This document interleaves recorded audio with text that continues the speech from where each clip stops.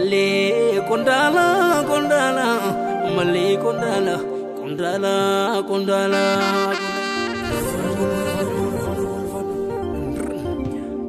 Urkonduringerar to kondala together Urkonduringerar to kondala together Kondala together na dina biyarra khara Pitatiya to gota kanaf dina werara Male kondala miti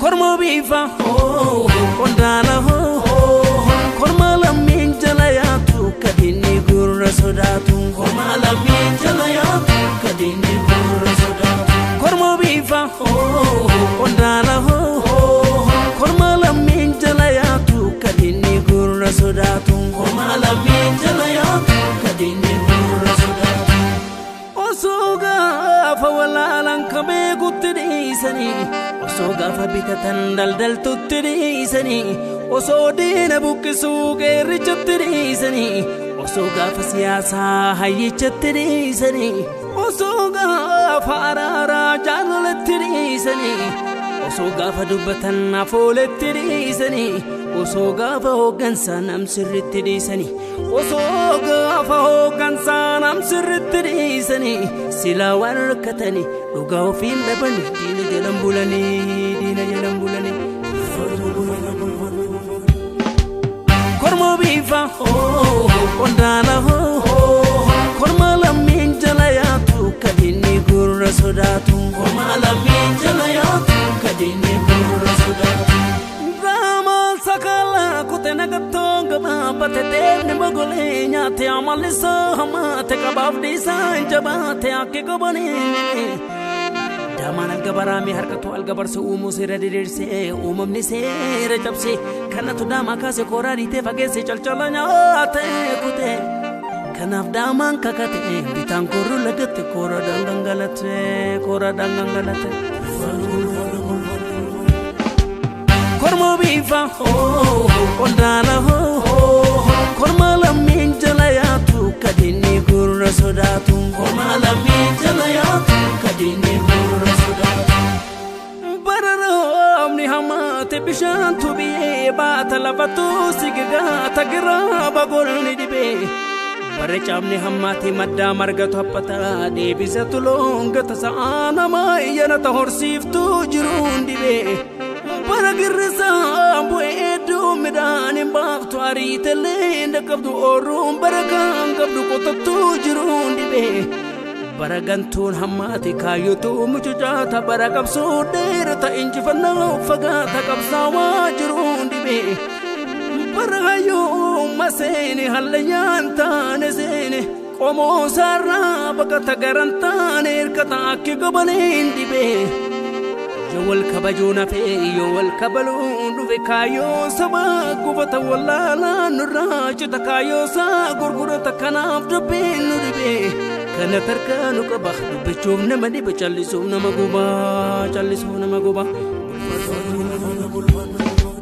kormo bifa kondala korma la minjala ya tu kadini gurra sodatu korma la minjala ya tu kadini gurra sodatu la fenya bona manatu tole kero korma bifa korma la minjala ya tu kadini gurra sodatu rigani gayanta tu tole kero korma bifa korma la minjala ya tu kadini gurra sodatu hotalubu sabamla tu korma bifa kondala korma la minjala ya tu kadini gurra sodatu tesena reminya tu tole kero korma bifa korma la minjala ya tu kadini gurra sodatu sumaya yo sumabila namuri somayadira sumaya yo sumabila namuri somayadira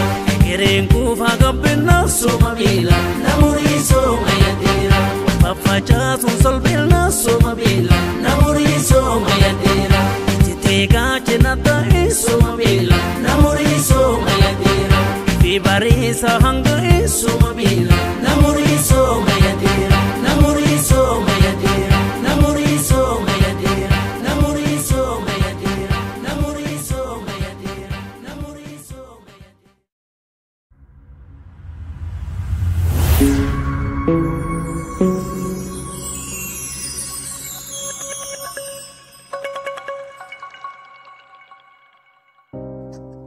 Ashamaa harka fuunee kabajamtootaa fi hordoftoota Oromiyaa Global Media qophii addaa kennaa har'aatiin seenaa Oromoo waa'ee seenaa aanolee kamni isin biraan geennu ta'a. Qophicha qopheessuun kan isin wajjin turu Ibsaa Gadaatii hamma dhumaatitti na wajjin turaan affeerraa kooti. Siidaan aanolee yaadannoo Oromoota gittaa bittaa dura dhaabbachuun yeroo garagaraatti wareegamaniif ijaaraman keessaa tokko gaaf ta'u. Siidaan aanolee godina Arsii magaalaa Itayyaa irraa gara harka mirgaan kiiloomeetira 10 irratti argama. Qorataa fi barsiisaan seeraa kaadhimamaa Dr. Biraatuu Qana'ii iddoon kun bakka waraanni Minilik Oromoota walitti qabee warra dhiiraa irraa harka mirgaa warra dubartootaa irraa ammoo harma mirgaa itti muredha jechuun ibsaniiru. Oromoon gittaa bittaa ofirraa qolachuudhaaf qabsoo waggoota hedduudhaaf taasise keessatti Oromoonni Shawaa, Walloo, Arsiin adda durummaan eeramu jedhanii jiru. Bakki siidaan aanolee kun itti argamu ammoo bakka Oromoon Arsii waraana Minilikii fi gittaa bittaa yeroo sana dura dhaabbatee gatii baasedha jechuun ibsanii jiru. Baruuza Joornaal of Oromoo Study jedhu keessatti Abbaas Haajii mormii jabaa Oromoon Arsii waraana mootonni Shawaa bara 1881 hanga 1886 taasisanii duraa fi duuban barreessaniiru.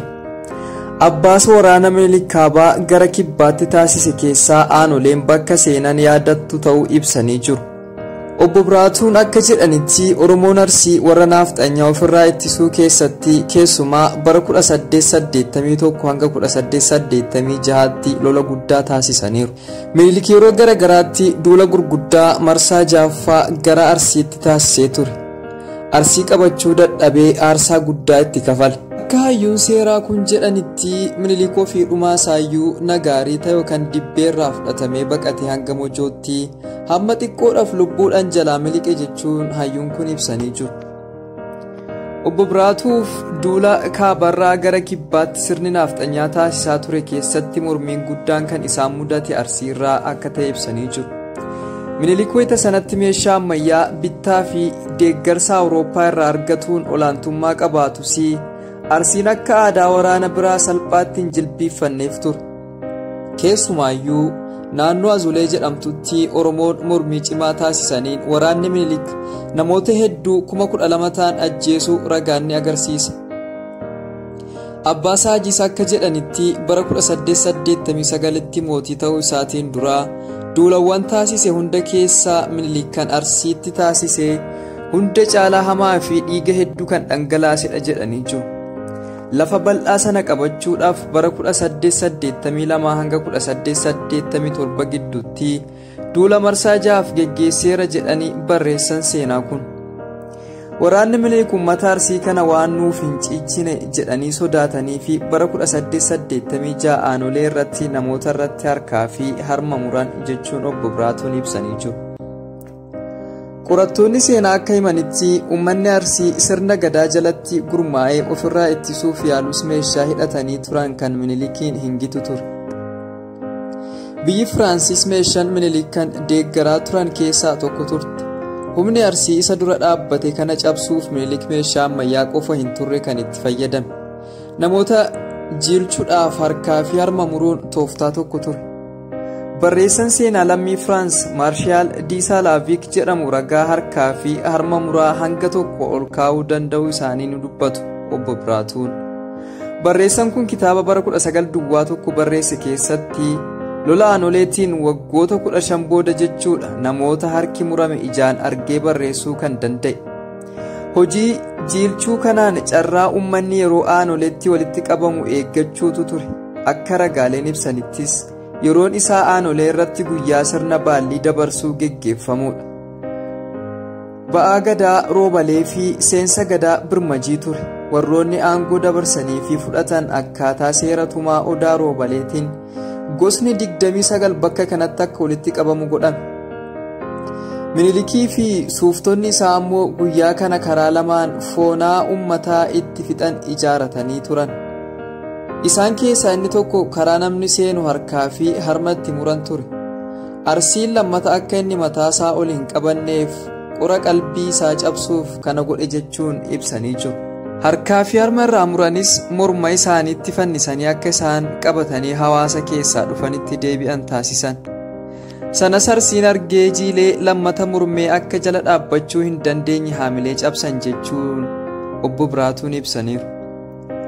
Maalummaa saba tokkoo isa har'aa beekuuf kan darbe qorachuun barbaachisaa ta'a jedhuun obbo Biraatuun seenaa Oromoon keessa darbe qoratanii yaadachuun kan har'aa cimsachuuf baay'ee barbaachisaadha. Yaadannoon wareegamtoota aanolees kanuma dhugoomsa. Diizaayinii fi ijaarsi siidaa aanolee kun gochi badii bittaa sirna nafxanyaa uummata Oromoo irratti raawwatame akkaataa fi bakkaan kan ibsudha. Kaayyoon isaa inni guddaan gochi badii akkasii kun akka hin dabalamnee fi dhaloonni dhufu akka irraa baratu gochuudhaaf jechuun hayyuun kun ibsanii jiru. Akka isaan ibsanitti dhaloonni waan uumamee ture kana irraa barachuu qofa osoo hin taane wanti raawwatame sun beekamtiin yoo kennamee fi dhaloonni akka nagaa uumu taasisa. Biyya kana keessattis nagaa buusuuf gahee guddaa qaba. Sababni isaa warra biyyaa fi uummataaf du'aniif beekamtii kennuun biyyi kun akka isheen nagaa taatu gargaara. Namoonni dhiigni fi lafeen abbootii keenyaa beekamtii argateera, gatii kafalameefii fi miidhaan nurra gahe mul'ateera jedhanii boqonnaa sammuu argatu. Uummanni mallattoo keenya jedhaa gara nagaa buusutti deebi'a. Siidaan gara lixaa biiftutti galagalee awwaala irratti harki mirgaa harma ofii irratti qabatee dhaabbate yaadannoo wareegamtoota mallattoo gocha diddaa gabrummaa fi tokkummaa kan agarsiisudha jechuun hayyoonni kun ibsanii jiru. Siidaan aanolee dhaabbachuu ilaalchisee ejjannoo lama wal faallessaatu jira ture. Gareen siidaa aanolee dhaabbachuu mormuurra darbanii akka diigamuufillee yeroo garaagaraa duula geggeessan warra olaantummaa sirna nafxanyaa deeggaranidha jechuun obbo Biraatuu Qana'ii ibsanii jiru. Akka warri morman jedhanitti ta'e jedhamee saba Oromoo fi Amaaraa walitti buusuudhaaf jedhameeti malee waan dhugaa uumamee fi miti jechuun siidaan kun akka diigamu balaaleffataa turan.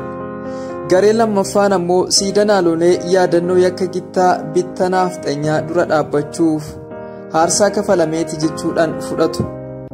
Akka obbo Biraatuun ibsanitti maaliif siidaan kun dhaabbata jedhanii warra bu'aniitu rakkoo biyya kanatti uumaa jira jechuun ibsaniiru. Yakka bara sana raawwatame caalaa kan hammaataa ta'uu kan isaan yeroo ammaa maaliif namoota gocha suukanneessaa dhuma sanaaf yaadattan kan jedhan ta'uu obbo Biraatuun ibsanii jiru.